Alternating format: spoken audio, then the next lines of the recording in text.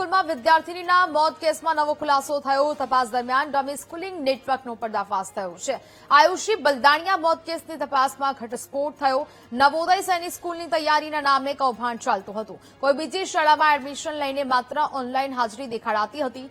ડીઓના report પછી ગાંધીનગર સુધી આ સમગ્ર મામલો પહોંચ્યો। 31 શહેરની શાળામાં 697 ડમી વિદ્યાર્થીઓની યાદી ગાંધીનગર મોકલવામાં આવી છે। જસદણની આલ્ફા સ્કૂલની હોસ્ટેલમાં રહીને વિદ્યાર્થીઓને તૈયારી કરાવાતી। આલ્ફા સાથે સંકળાયેલી અન્ય શાળાઓ સામે પણ કાર્યવાહી કરાશે। આલ્ફા સ્કૂલના 2 ટ્રસ્ટી સામે ગુનો નોંધાયો છે। આયુષીના મોત પછી સ્કૂલ અને હોસ્ટેલ 1 મહિના માટે બંધ કરાઈ છે। મહુવા તાલુકાના દાદરા ગામની 5મા ધોરણમાં અભ્યાસ કરતી 10 વર્ષની આયુષી બલદાણિયાને 27 એપ્રિલે તેમના પિતા રમેશભાઈ બલદાણિયા જસદણની આલ્ફા ટ્રેનિંગ સ્કૂલની અંદર અભ્યાસ કરવા માટે મૂકી ગયેલા હતા।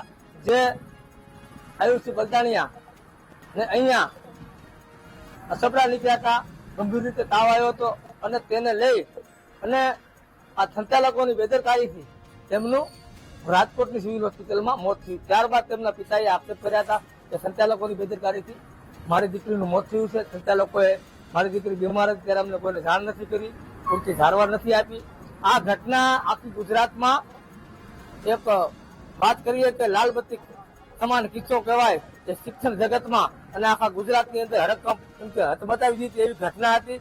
ત્યારબાદ રાજકોટ એસપી વિજયસિંહ પુરજર એલસીબીની ટીમ સાથે અહીંયા આવ્યા હતા અને ઝીણવટભરી તપાસ કરી અને સંચાલક જયસુખ સખાડવા અને હિરેશ સખાડવાની ધરપકડ કરી હતી। તેમના વિરુદ્ધ કાયદેસરની કાર્યવાહી કરી હતી। ત્યારબાદ શિક્ષણ તે રાજકોટ જિલ્લા પ્રાથમિક શિક્ષણ અધિકારી દ્વારા તપાસ કરવામાં આવી। તપાસની અંદર કે ગુજરાત રાજ્યના 31 શહેરોની અંદર 697 જે વિદ્યાર્થી આલ્ફા સ્કૂલના છે તે ડમી છે, તેમની હાજરી ઓનલાઈન પુરાય છે, તેમના એડમિશન બહાર સ્કૂલની અંદર છે, તેમ છતાં આ લોકો અહીંયા રહે છે અને અહીંયા અભ્યાસ કરે છે। તેને લઈ અને આપણે વાત કરવી છે કેમેરામેનને કે દ્રશ્ય દેખાડશે। આજે આલ્ફા નવોદય અને ટ્રેનિંગ જે સ્કૂલ છે તે છેલ્લા 1 મહિનાથી બંધ છે અને અહીંયા જસદણના શહેર પ્રમુખ કોંગ્રેસના ધીરુભાઈ છાયાણી છે। આપણે તેમની સાથે વાત કરીશું કે આજે ડમી કૌભાંડ જે મોટું બહાર આવ્યું છે ધીરુભાઈ આલ્ફા સ્કૂલનું, તેમને લઈને તમે શું કહેવા માંગો છો?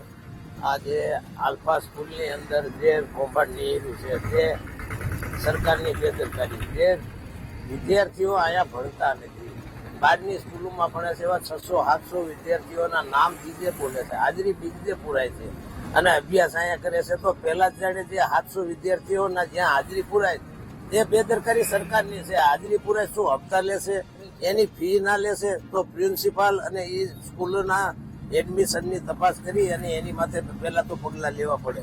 નકલી સ્કૂલોમાં પૈસા ઉઘરાવી અને અભ્યાસ બીજે કરતા હોય તો એવા 700 વિદ્યાર્થીઓના ભાવિનું શું? તો એના માટે સરકાર શું કરવાની છે? આ સરકારે જે કાંઈ પગલા લીધા છે, જે કાંઈ સમિતિઓ રચી છે, એના કોઈ દી પરિણામ તો આવતા નથી।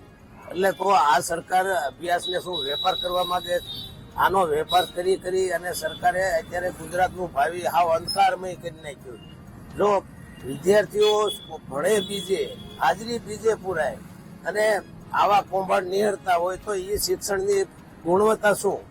એના માટે સરકાર કડક પગલા લે અને આમાં શિક્ષણના આંકડા ગામે ગામ અને શેરીએ ખુલેલા છે તો સરકાર એની તપાસ કેમ નથી? હું કે અત્યારે રાજકીય રીતે સંકળાયેલા લોકોના આ વેપાર છે। અભ્યાસમાં તે સ્કૂલોમાં, ટ્યુશન ક્લાસમાં એમાં રાજકીય નેતાઓ સંડોવાયેલા છે તો એની ઓછ નીચે આવા કૌભાંડ થાય છે। તો આ કૌભાંડ માટે સરકાર કડક પગલા લઈ અને ગુજરાતનું શિક્ષણ સુધારે એવી અમારી માંગણી છે। આલ્ફા સ્કૂલ માથે કડક નિયમ કરી અને એના માટે જે કૌભાંડ થયા છે એમાં તપાસ કરી અને કાયદેસર સ્કૂલ હાલે એવું કરે એવી અમારી માંગણી છે। આમાં કૌભાંડ કરવા વાળા બીજા છે અને બેદરકારી બીજી છે। વિદ્યાર્થીઓ માથે નાના ભૂલકાઓનું કોઈ ભાવિ ખરું? કોઈ અભ્યાસમાં ધ્યાન નહીં, કડક નિયમો કરી નાખવાના, લાખો રૂપિયા ઉઘરાવી લેવાના, પૈસા લઈ લીધા પછી વિદ્યાર્થીઓનું ભાવિ કેવું છે એવું કોઈ આ સરકારમાં કે એના વાલીઓ તપાસ કરતા નથી। તો પહેલા તો હું સરકારને એવું કહેવા માંગુ છું કે શિક્ષણ જગતમાં સુધારો લાવે અને જ્યાં શેરીએ અને ઘીરે આટલા ટ્યુશન ક્લાસના અને સ્કૂલોના નામે જે વેપાર થાય એ વેપારમાંથી રોક આવે એવી